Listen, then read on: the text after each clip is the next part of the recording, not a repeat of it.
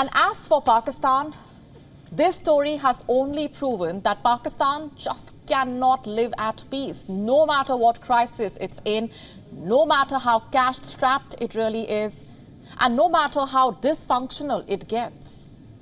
The country just cannot live at peace.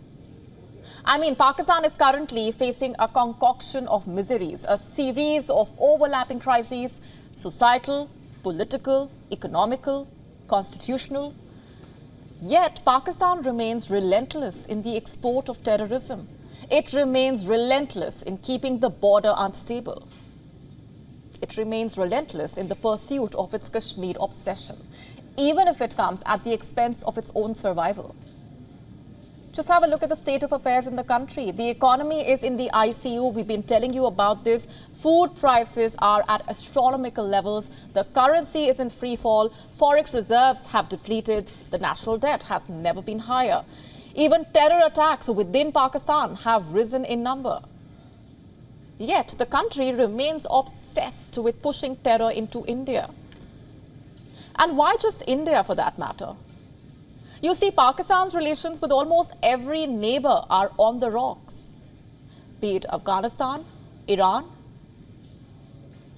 Let's start with the UAE, for example. A few days ago, it became a member of the mega India, Middle East, Europe Economic Corridor. The deal was signed during the G20 summit in New Delhi, remember? And immediately after the announcement, the UAE's Minister of Interior put out this tweet. It showed the route which will make up the corridor. Just look carefully. The map depicts the correct map of India, and this has rattled many Pakistanis, so much so that Pakistan's Ministry of Foreign Affairs even issued a statement regarding this. Let me quote what it states. Our position on the Jammu and Kashmir dispute is very clear. The erstwhile princely state of Jammu and Kashmir is an internationally recognized disputed territory whose final disposition is to be made in accordance with the relevant UN Security Council resolutions. We hope that our international partners will pay due attention to these facts. I just want to stress on the line that stayed with me. We hope that our international partners will pay due attention to these facts. What facts? The fact that Pakistan has illegally occupied parts of Kashmir? What's even more interesting here is how rattled Islamabad was after the UAE's decision to show the correct map of India. Clearly, not all is well between these two countries.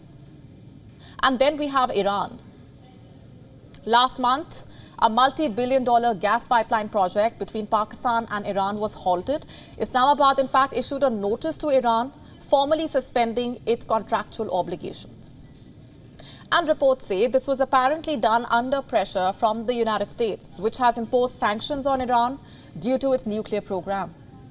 And what's worse, there are now reports saying that Pakistan will have to pay an $18 billion penalty for halting the project.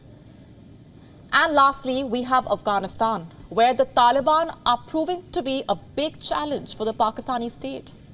Reports say Taliban fighters are joining the Tehreek-e-Taliban in huge numbers. Now, for the unversed, the TTP is a terror outfit which seeks to enforce Sharia in Pakistan. It seems it now has the Taliban's blessings for its operations. And the Taliban is also keeping the border consistently tense. Just on the 6th of September, there were clashes at the Torkham border checkpoint. Taliban and Pakistani forces exchanged fire, leading to the border crossing getting shut. And what was the trigger for the clashes, you ask? The installation of a new security checkpost. It has been 8 days and the border remains shut. The Taliban are blaming Pakistan for the closure, reminding it that it cannot impose its will on Kabul. So clearly, it's not just India, but a host of other countries that are slowly becoming fed up with Pakistan, that are slowly but certainly drifting apart from the country. So it's time the leaders of Pakistan and the Pakistan army reflect and introspect, although we doubt if they are even capable of doing so. We are now available in your country. Download the app now. Get all the updates on the move.